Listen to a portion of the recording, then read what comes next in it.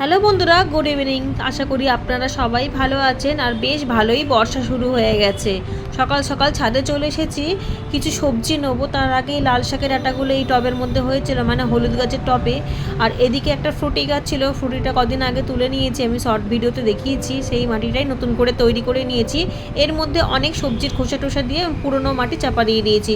কয়েকদিনের মধ্যে ডিকম্পোস্ট হয়ে যাবে, এর মধ্যে যে কোনো একটা গাছ লাগানো যাবে। ওপর দিয়ে কিছুটা লাল শাক তুলে নিলাম।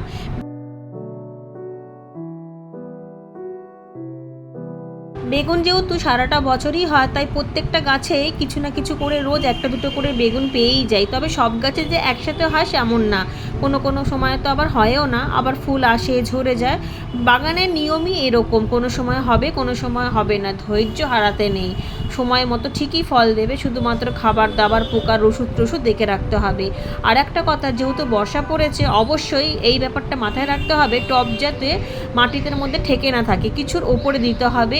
যেমন আমি এরকম লোহার স্ট্যান্ড বা এই প্লাস্টিকের স্ট্যান্ডগুলো মিশো থেকে নিয়েছিলাম, ভীষণই কম দাম পড়েছিল। অনেক সময় অনেক অফার দেয়, তো তবে শুধুমাত্র যে অনলাইনেই স্ট্যান্ড পাওয়া যায় তেমন না, গাছ যারা বিক্রি করে গাছের মার্কেটেও অনেক পেয়ে যাবেন। আমার বাগানে 3 রকমের স্ট্যান্ড আছে। এই যেগুলো দেখলেন হলুদ হলুদ সবুজ সবুজ স্ট্যান্ডগুলো, এগুলো তো অনলাইন থেকে নিয়েছিলাম। অনলাইন থেকে আরেকটাও নিয়েছিলাম, ছোট্ট মতো র্যাক মতো, একেবারে 3টে টব বসানো যাবে। আর দুটো আমি নিজের লোহার গ্রিল থেকে তৈরি করেছিলাম। আর এই দেখুন কত সুন্দর উচ্ছে করলা একসাথে হচ্ছে। এই জায়গার মাচাটাতে খুব ভালো রোদ পায়। আর কাঁকড়িটা কিন্তু বেশ বড় সড়ো হয়ে গেছে। আজকে যেহেতু গোপাল সেবা দেওয়া হয়ে গিয়েছে, তাই আজকে আর এটা পারলাম না, আগামীকাল অবশ্যই এটা পেরে নিতে হবে। আর একটা কথা মাথায় রাখতে হবে, সরাসরি মাটি তৈরি করেই কিন্তু গ্রো ব্যাগ হোক, টবে হোক বা বালতিতে হোক দিয়ে দেবেন না। তলায় অবশ্যই কিছু না কিছু দিতে হবে, হয় বস্তা ছেঁড়া বা কাপড় বা প্লাস্টিক বা অনেকটা পরিমাণে শুকনো পাতা। মোট কথা, একেবারেই যদি আপনারা সরাসরি মাটি দিয়ে দেন, তাহলে জল পড়লেই মাটিগুলো তলা দিয়ে বেরিয়ে যাবে।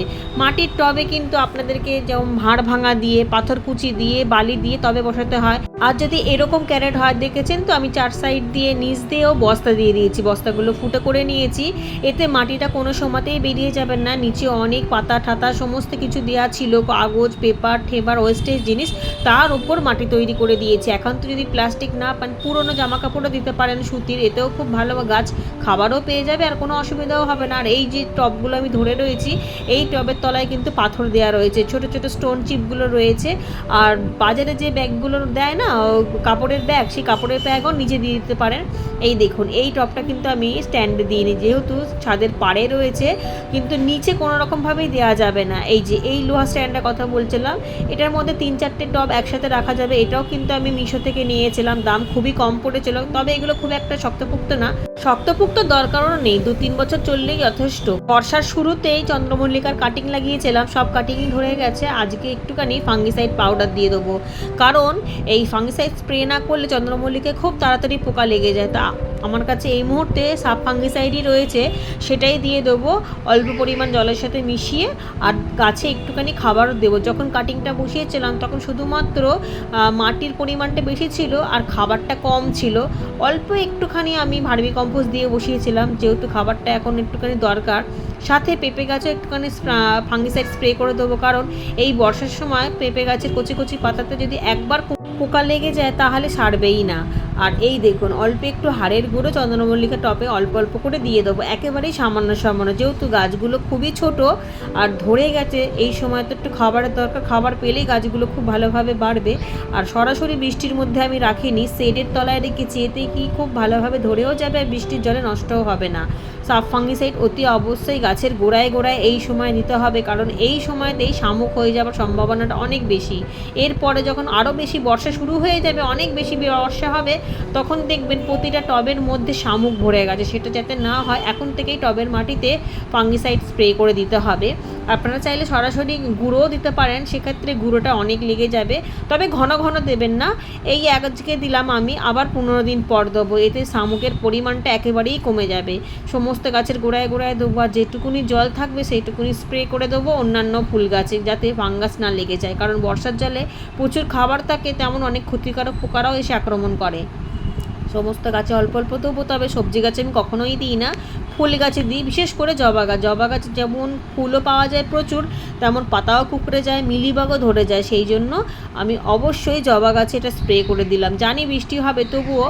আর এই যে রজনীগন্ধা স্টিক আসার সময় হয়ে গিয়েছে, এই সময় অতি অবশ্যই রজনীগন্ধা গাছে কিন্তু ফাঙ্গিসাইড স্প্রে করতে হবে, সাথে কাঠের ছাইও দিতে হবে, কারণ এই সময় ফুল আসার টাইমে যদি মিলিবাগ লেগে যায় তাহলে কিন্তু সারা বছরেও, এমনকি বছর পেরিয়ে গেলেও কিন্তু ফুল আসবে না। এই রজনীগন্ধার এটাই একটা সমস্যা, ফুল যেমন সুন্দর তেমন একটু কেয়ারও করতে হয়। কাঁকড়িটা তুলে নিলাম, গোপাল ভোগ দিয়ে দেবো। আর কত সুন্দর হয়েছে, আর কত বড় হয়েছে দেখুন, ছোট ছোট আরও কড়া পড়েছে গাছে। এখন কোনো খাবার দেবার দরকার নেই, বৃষ্টির জলেই যথেষ্ট খাবার পেয়ে যাবে।